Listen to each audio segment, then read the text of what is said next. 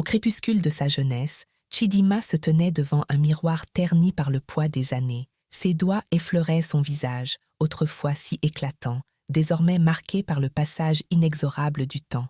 Elle se souvenait des jours où chaque homme qui croisait son chemin tombait sous le charme de son sourire. Ce temps-là semblait appartenir à une autre vie, une vie où elle régnait en souveraine, convaincue que sa beauté serait éternelle. Mais aujourd'hui, seule dans cette chambre silencieuse, elle n'était plus qu'une ombre de celle qu'elle avait été. Tout était parti en fumée, et avec cela, la femme forte et invincible qu'elle croyait être. Chidima était née dans un petit village du Nigeria, un endroit modeste où la nature imposait son rythme. Dès son plus jeune âge, elle avait attiré l'attention par sa beauté saisissante. Les anciens du village murmuraient que Dieu avait pris un soin particulier en la façonnant, retirant chaque imperfection avant de lui donner la vie. Ses grands yeux noirs brillaient comme deux étoiles dans la nuit, et son sourire, tel un rayon de soleil, illuminait tout sur son passage. On la surnommait Nwanyị Mara Mma, la belle femme, en langue Igbo. À 19 ans, Chidima quitta son village pour la ville, pleine d'espoir et de rêves d'avenir. Elle était loin d'imaginer que ce départ allait la précipiter dans un tourbillon de décisions qui la poursuivrait pour le restant de ses jours. À son arrivée en ville, Chidima fut immédiatement propulsée sous les projecteurs. Sa beauté captiva tout le monde, des élèves de son université aux enseignants. Mais elle, concentrée sur ses études, ignorait volontairement les regards posés sur elle, faisant fi des murmures qui l'entouraient. La ville, avec ses lumières scintillantes et ses promesses de grandeur, l'appelait, mais elle y résistait encore. Un jour, une photo d'elle fut publiée sur les réseaux sociaux par un camarade de classe, Amadi. Ce simple cliché, pris sans sa permission, se propagea rapidement. En quelques heures, Chidima devint une véritable sensation, admirée non seulement dans son pays, mais bien au-delà. L'attention nationale et internationale qui s'ensuivit la plaça dans un monde nouveau, où la beauté se négociait comme une marchandise précieuse. Sous les projecteurs, Chidima apprit à savourer la gloire. Sa beauté, jadis une simple qualité, devint son passeport pour des opportunités inimaginables. Les grandes marques l'approchèrent pour être leur égérie. La jeune femme, flattée par cette reconnaissance, fut propulsée dans l'univers des concours de beauté. Ses premiers pas la menèrent à remporter le titre de Miss Nigeria, puis à se préparer pour des compétitions internationales. Pourtant, derrière le faste et les paillettes, Chidima ressentait un vide. Elle qui, autrefois, se consacrait à ses études et à ses ambitions, se retrouvait piégée dans un monde où seule l'apparence comptait. Mais comment refuser une gloire aussi addictive? Comment fuir la lumière quand elle brûle aussi intensément?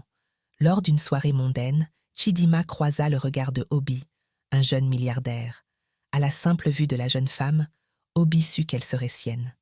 Il n'avait jamais rencontré une femme aussi belle, aussi éblouissante. Sans perdre une seconde, il appela sa mère, Nena, pour lui annoncer qu'il avait trouvé celle qu'il voulait épouser. Mais la mère, sage et expérimentée, mit son fils en garde. « Mon fils, la beauté est un leurre. Assure-toi que son cœur est aussi pur que son visage. » Obi, cependant, était déterminé. Le lendemain, il aborda Chidima avec une assurance déroutante. « Je ne te connais pas, mais je vais t'épouser, » lui dit-il. Chidima, d'abord déconcertée par tant d'audace, finit par céder au charme et à la détermination de l'homme. Quelques semaines plus tard, ils se marièrent dans une cérémonie somptueuse, entourés de leurs proches et admirateurs. Les premières années de leur mariage furent marquées par un bonheur apparent. Obi adorait sa femme et la couvrait de cadeaux. Chidima vivait dans un luxe inouï, roulant dans des voitures de luxe, portant les plus belles tenues et voyageant dans les destinations les plus prisées. Leur vie de couple devint rapidement un modèle à suivre pour tous ceux qui les entouraient. Mais, à mesure que le temps passait, une fissure commençait à se creuser dans ce tableau parfait. Chidima, habituée à l'admiration et à l'attention de tous, se sentait prisonnière de son propre mariage. La tentation de l'infidélité la rongeait, et petit à petit, elle se laissa séduire par d'autres hommes, profitant des absences fréquentes de son mari, souvent en voyage d'affaires. La vie secrète de Chidima finit par éclater au grand jour. Les rumeurs de ses infidélités parvinrent aux oreilles d'Obi, qui, bien que blessé, tenta de sauver leur mariage. Il lui pardonna une première fois puis une deuxième. Mais à chaque pardon, Chidima retombait dans ses travers.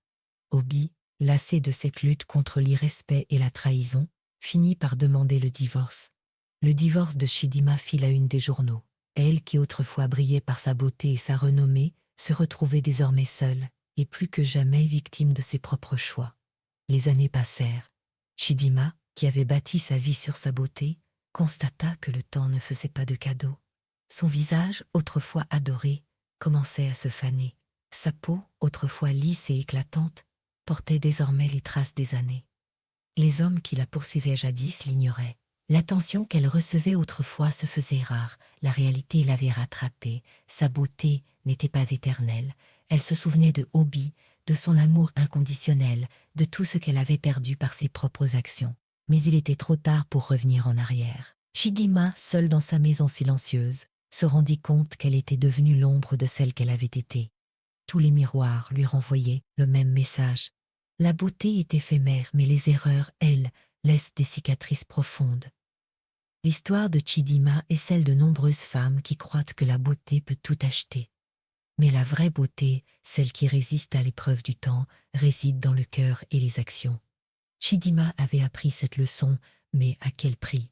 Il est facile de tomber dans les pièges du paraître, mais le bonheur, lui, se trouve dans les choix que l'on fait.